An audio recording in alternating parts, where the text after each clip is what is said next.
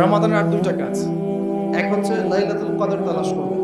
আর লাইলাতুল কদর তালাশ করতে হলে শেষ দশকটা ইতিকাফ করার চেষ্টা করবে। ইতিকাফ করতে পারলে আপনি লাইলাতুল কদর পেয়ে যাবেন ইনশাআল্লাহ। স্পেসিফিকলি বলা নাই 27শে রমজানই লাইলাতুল কদর হবে, স্পেসিফিকলি বলার সুযোগ নাই, মিস হতে পারে। নবীজি বলেছেন শেষ দশকের বেজর রাত 21, 23, 25, 27, 29 যে কোনো একটা রাত লাইলাতুল কদর হবে। এক রাত ইবাদত করবেন, সারা হাজার হাজার মাস ইবাদত করার নেকি পেয়ে যাবেন ইনশাআল্লাহ।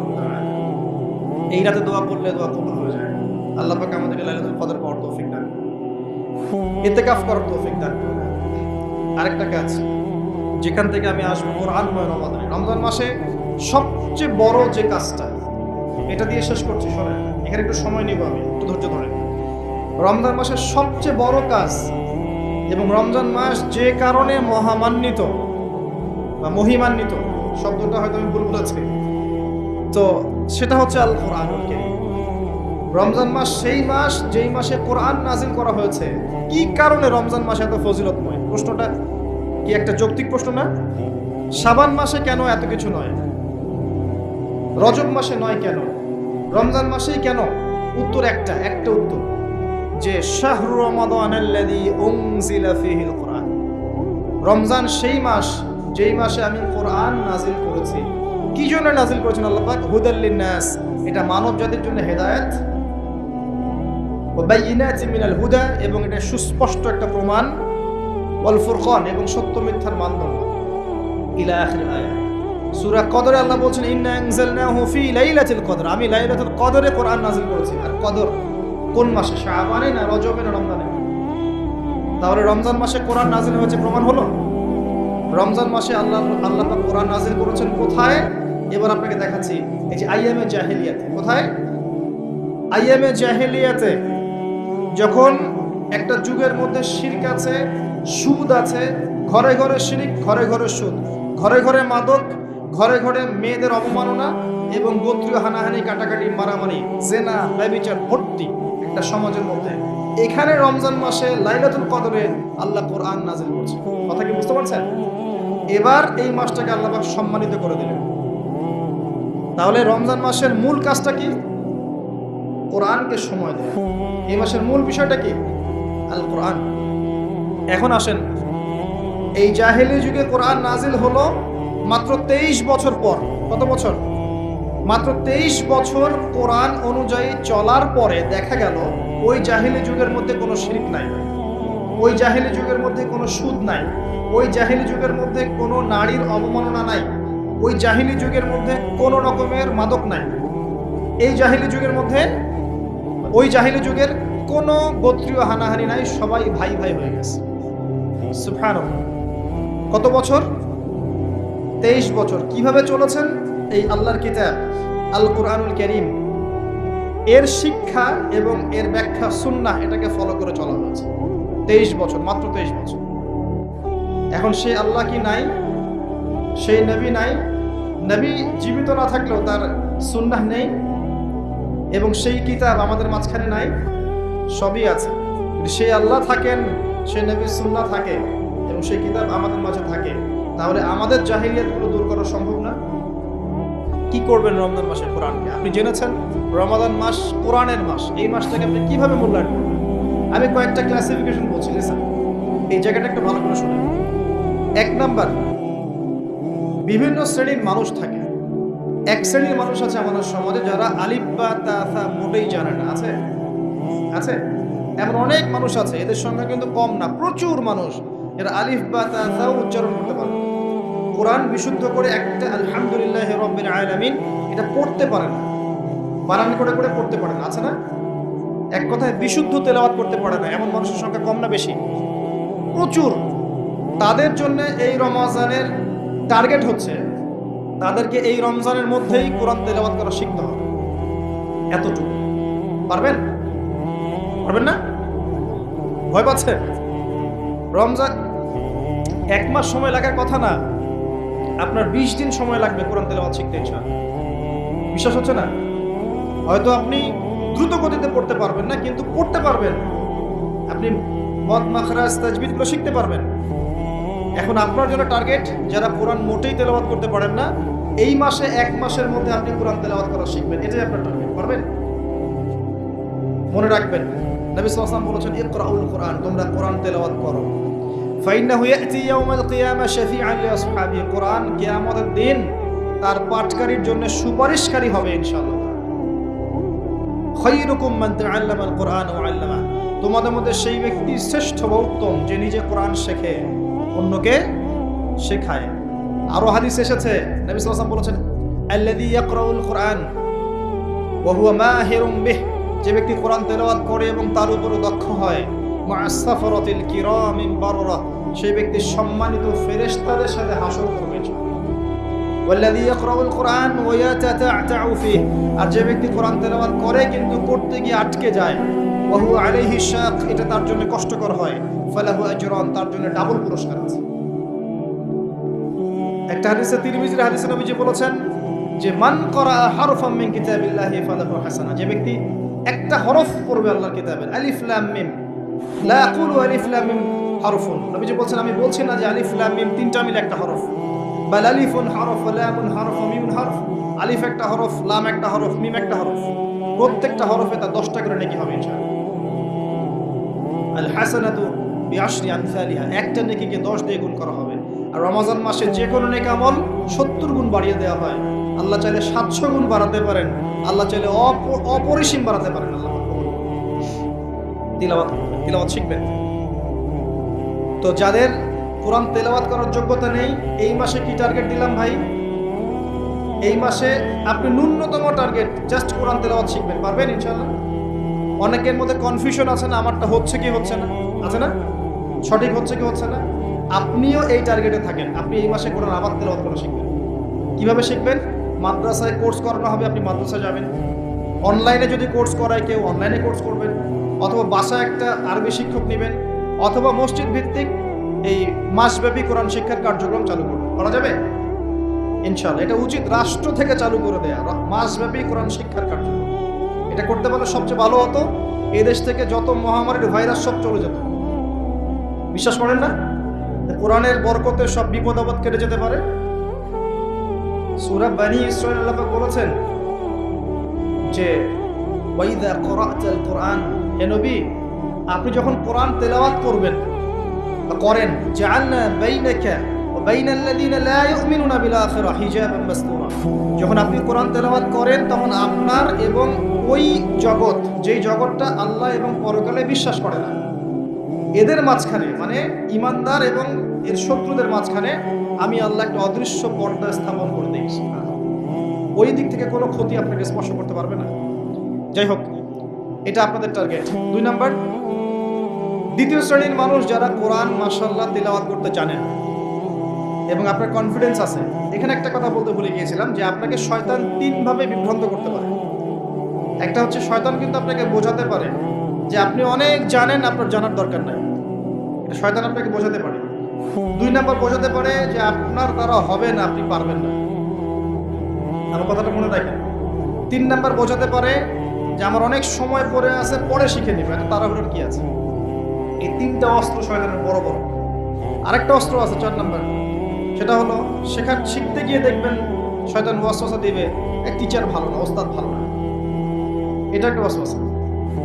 ওস্তাদের হাতে নিজেকে ছেড়ে দিতে হবে, তারপরে সে বুঝবে আপনাকে কোন পথে নিয়ে যেতে হবে। নবী মূসা আলাইহিস সালাম যখন এসেছিলেন খিদর আলাইহিস সালামের কাছে, হাল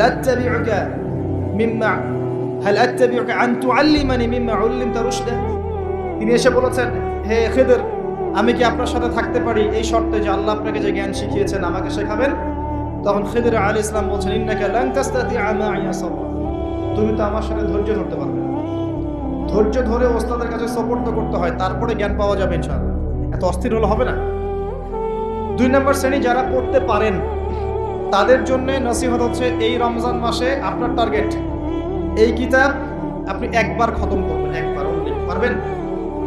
অনলি একবার। প্রত্যেক দিন আপনি 1 পারা করে পড়বেন, প্রত্যেক দিন 1 পারা, 30 দিন 30 পারা। সম্ভব? খুব কঠিন? পারা যাবে না ইনশাআল্লাহ। আল্লাহ পাক তৌফিক দান করুন। আবারও বলছি, কোরআন তেলাওয়াত করলে আপনি প্রত্যেক হরফে 10 নেকি পাবেন। আপনি এই কোরআন আপনার পক্ষে সুপারিশ করবে, আপনি সম্মানিত ফেরেশতার সাথে হাসর করবেন। ইন্নাল্লাহা ইয়ারফাউ বিহাযাল কিতাবি আকওয়ামান ওয়া ইয়াদউ বিহিল আখারিন। বহু সম্প্রদায়কে আল্লাহ পাক এই কোরআনের মাধ্যমে সম্মানিত করেন, অনেককে অপদস্থ করেন। হাফেজে কোরআনদেরকে বলা হবে ইকরা ওয়ারতাক, তোমরা পড়ো, উঠতে থাকো। ফাইন্না মানজিলাতাক, তোমার আসন হবে, মঞ্জিল হবে, ইলা আখিরি আয়াতিন তাকরাউহা, তুমি যেখানে তেলাওয়াত করা থামবে সেখানে জান্নাতে ওই উচ্চ আসনে তোমাকে বসানো হবে। কেউ যদি 500টা আয়াত পড়ে 500 তলা বাড়ি দেওয়া হবে জান্নাত। কেউ যদি 1000 আয়াত পড়তে পারে 1000 তলা বাড়ি দেওয়া হবে জান্নাত ইনশাআল্লাহ। আর কিছু নেকি আছে, যেমন আপনি যদি সূরা বাকারা পড়েন আপনার ঘরের মধ্যে শয়তান আসবে না ইনশাআল্লাহ, আপনার জীবনে বরকত হবে। আপনি আয়াতুল কুরসি পড়েন প্রত্যেক ফরজ নামাজের পরে, আপনার মৃত্যু ছাড়া জান্নাতে যাওয়ার কোনো বাধা নাই।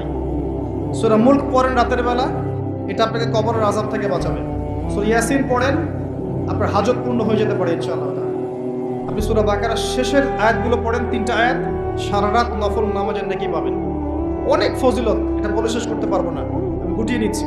যারা কোরআন তেলাওয়াত করতে পারেন তাদের জন্য কোরআনময় রমাদান হচ্ছে, আপনারা কোরআন এক পারা করে পার ডে পড়বেন, একবার খতম দিবেন, পারা যাবে?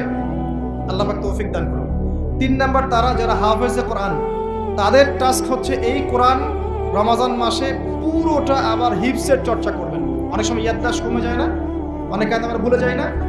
হাফেজদের প্রতি নসিহত হচ্ছে এই মাসে আপনি পুরো কোরআনটাকে আবার রিগেইন করবেন, রিভাইজ করবেন, চর্চা করবেন, আবার আগের জায়গায় ফিরিয়ে নিয়ে আসবেন। পারবেন ইনশাআল্লাহ? আল্লাহ তৌফিক দান করুন। এবং সম্ভব হলে তারাবির নামাজ পড়ান। যারা তারাবির নামাজ পড়ায় তারা সৌভাগ্যবান, তারা পুরো কোরআনটা হিফজ করার সুযোগটা পেয়ে যায়। আল্লাহ পাক তাদেরকে তৌফিক দান করুন। এখানে একটা কথা বলবো আমি 1 মিনিটে, যে ইমাম, খতিব, মুয়াজ্জিন যারা আছেন তাদের ভালো ভাতার ব্যবস্থা করবেন, তাদের পরিবারের ভরণ পোষণের জন্য ভালো অঙ্কের ভাতার ব্যবস্থা করবেন। সব কিছুর দাম বাড়বে, তাদের ভাতা বাড়বে না, এটা হতে পারে না। তাদের জন্য, তাদের পক্ষে যদি কথা বলার কেউ না থাকে, আমি কথা বলছি, তাদের জন্য আপনি ভালো অঙ্কের ভাতার ব্যবস্থা করবেন, তাদেরকে যেন পরিবার নিয়ে টেনশন করতে না হয়। নামাজ পড়াবেন, তারাবি পড়াবেন, খুতবা দিবেন, দিনের প্রচার করবেন, আপনি তার পরিবারের দায়িত্ব নিয়ে নেবেন। পারবেন?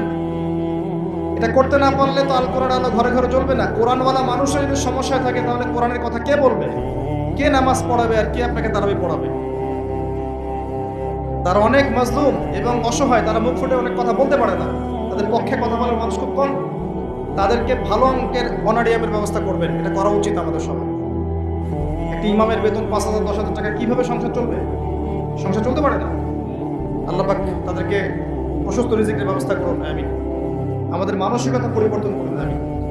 হাফেজ কোরআনদের জন্য এই টাস্ক, আপনারা পুরো কোরআন হিফজ করবেন, চর্চা করবেন এই রমজান মাসে। তারপরে আর 2 দিনে বলে শেষ করছি, যারা কোরআন আমরা অর্থ জানি, টুকটাক অর্থ জানি, আমাদের কাজ হচ্ছে এই রমজান মাসে কোরআনের ব্যাকরণগুলোকে ঝালাই করা, আরবি ভাষাটাকে একটু ঝালাই করা, এবং বিশুদ্ধ তাফসীরকে নিয়ে পুরো কোরআন A to Z পুরো কোরআন 1 মাসের মধ্যে অর্থ সহ পড়া। পারবো ইনশাল্লাহ?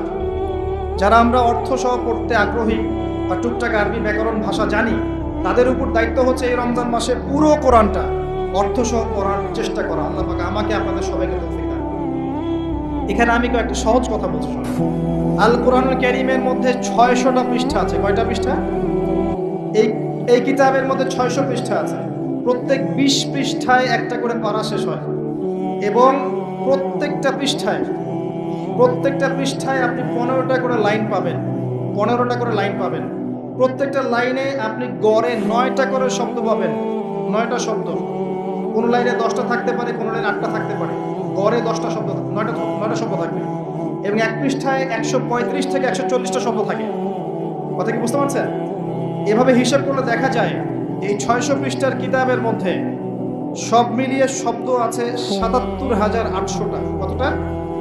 77,800টা, অ্যাপ্রক্সিমেটলি 78,000 শব্দ। কিন্তু সুসংবাদ হচ্ছে এই সমস্ত শব্দগুলোই নতুন শব্দ নয়, বরং এই শব্দগুলো বের হয়েছে মাত্র 4,500 শব্দ থেকে। চিন্তা করতে পারেন, মাত্র 4,500 শব্দ থেকে এই সমস্ত শব্দগুলো বের হয়েছে। এই শব্দগুলো আবার 3 ভাগে বিভক্ত। একগুলো হচ্ছে নাউন্স বা বিশেষ্য বা ইসম, একগুলো হচ্ছে ফিল বা ক্রিয়া, একগুলো আছে হরফ বা প্রিপোজিশন, মফবয়, এই টাইপের। এর মধ্যে মাত্র 200 থেকে 300টা মাসদার যদি আপনি জানেন এবং একটা শব্দ থেকে অনেকগুলো শব্দ তৈরি করার এই ব্যাকরণের টেকনিকটা যদি শিখতে পারেন, আপনি ইনশাআল্লাহ তাআলা অল্প সময়ের মধ্যেই দেখবেন আল কোরআনের মিনিমাম অর্ধেক অর্থ আপনি বুঝতে পারছেন। এটা এত সহজ আলহামদুলিল্লাহ। অনেকে বলবেন যেটা তাকে শুনি নাই, নতুন নতুন মেথড আসছে না, এফএম মেথড, এই মেথড, সেই মেথড আসছে না। আরবি ভাষা নিয়েও চর্চা হয়, মেথড বের হয়। আরবি ভাষা নিয়ে, কোরআন নিয়ে অনেক গবেষণা চলছে এবং নতুন নতুন অনেক কোর্স এবং বই লঞ্চ হচ্ছে। এগুলো ঘাটাঘাটি করেন, আপনি দেখবেন যে কোরআনটাকে আল্লাহ পাক সহজ করেছেন। আল্লাহ পাক এটাই বলেছেন, ওয়ালাকাদ ইয়াসসারনাল কোরআন লিযিকরি ফাহাল মিন মুদ্দাকির। কোরআনকে আমি বোঝার জন্য সহজ করেছি, কেউ কি আছো উপদেশ গ্রহণকারী? আপনি এই ব্যাকরণগুলো শেখেন। আমি একটা ওয়েবসাইটের নাম বলে দিচ্ছি, www.understandquran.com। দেখেন এখানে সব ভিডিওসগুলো দেওয়া আছে। সময় নিয়ে এখানে দেখেন, ইংরেজি ভাষায় দেওয়া আছে, উর্দু ভাষায় দেওয়া আছে। আপনি বুঝবেন, সহজ উর্দু, সহজ ইংরেজি, আপনি পারবেন ইনশাআল্লাহ।